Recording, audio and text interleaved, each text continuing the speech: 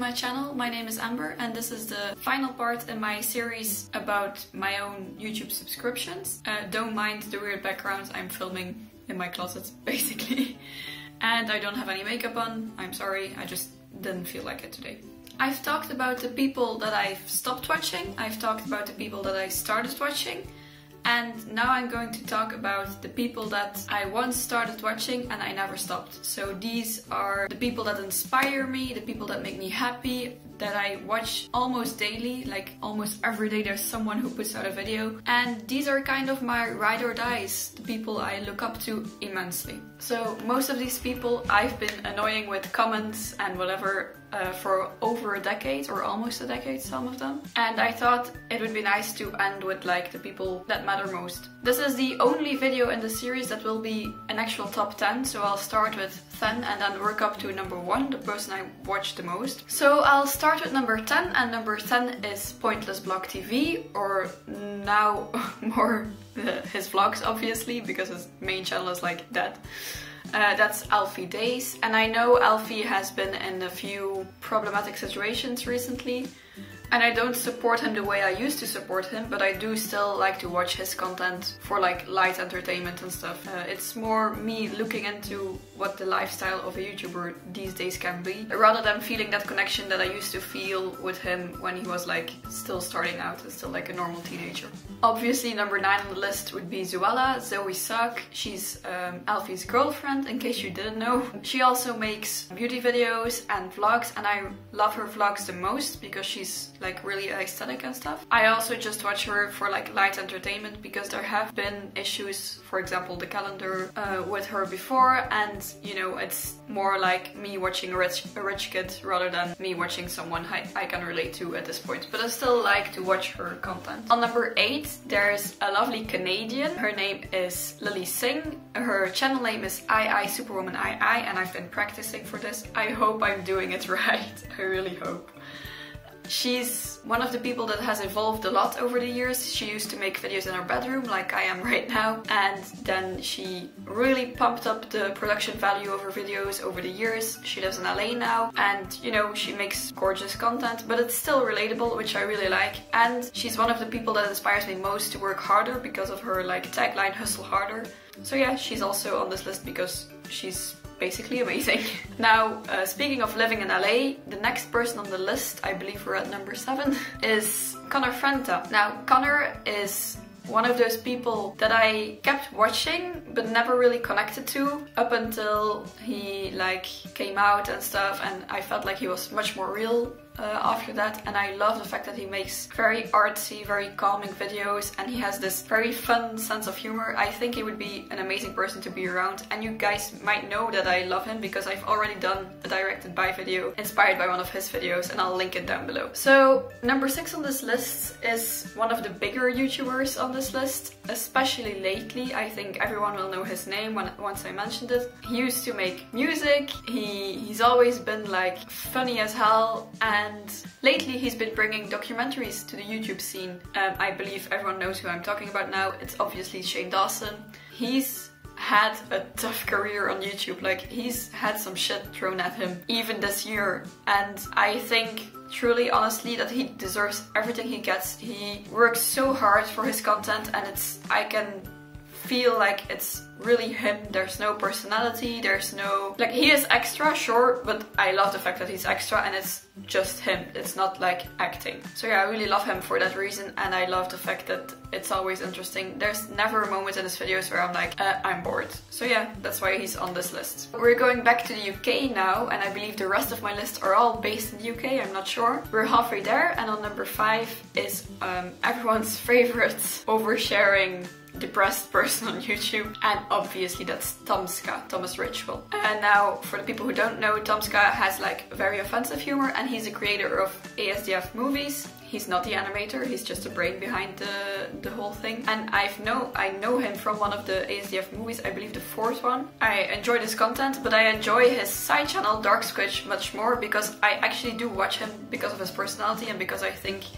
he has like the kind of I don't give a fuck flair about him but at the same time he gives way too many fucks about everything.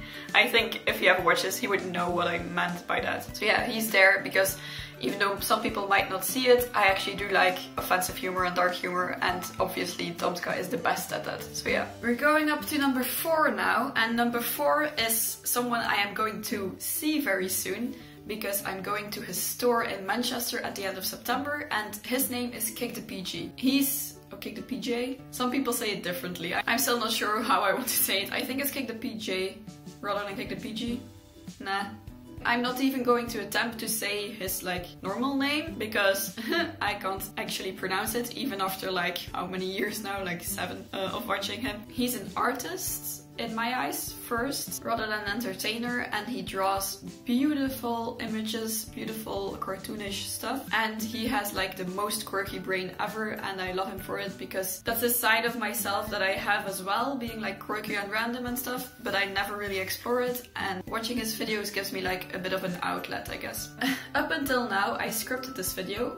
I kind of thought about what I wanted to say for each person and what made them special, but now I'm coming up to my top 3, and these are the 3 people I've watched the most, especially in like the last, say, 8 years. They are the people who I will always go back to if I want to feel happy, or if I want to put my mind on something else, if I'm overthinking or something.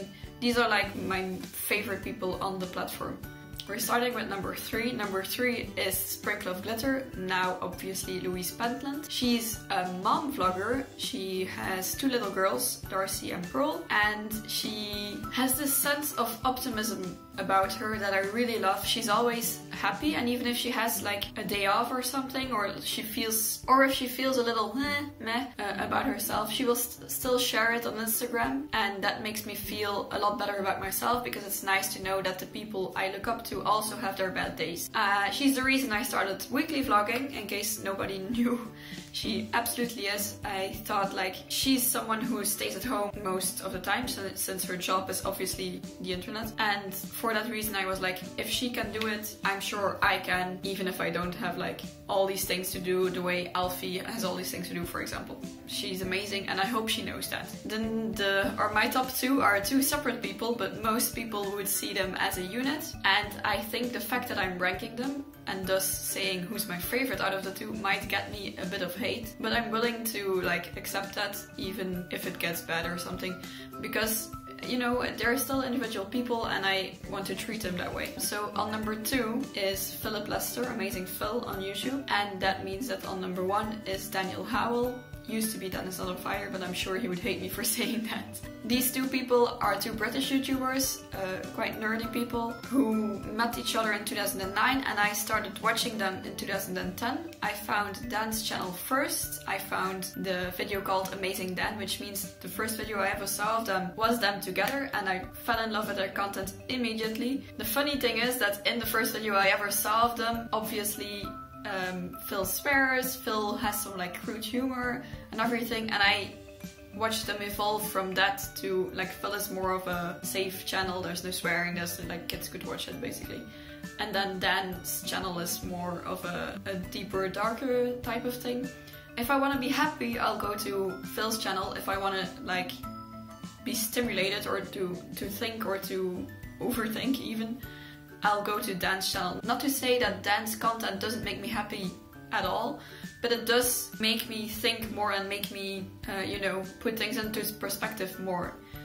And then obviously Phil is just this, again, optimistic guy, happy-go-lucky. I could talk more about him, and maybe one day I'll make a video purely about me and the fandom and every issue there has been, but obviously these people are like amazing to me, pun intended.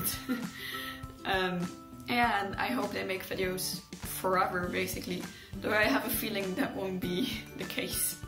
Yeah, this was my top 10 YouTubers, I guess, top 10 ride or die YouTubers that I've watched forever.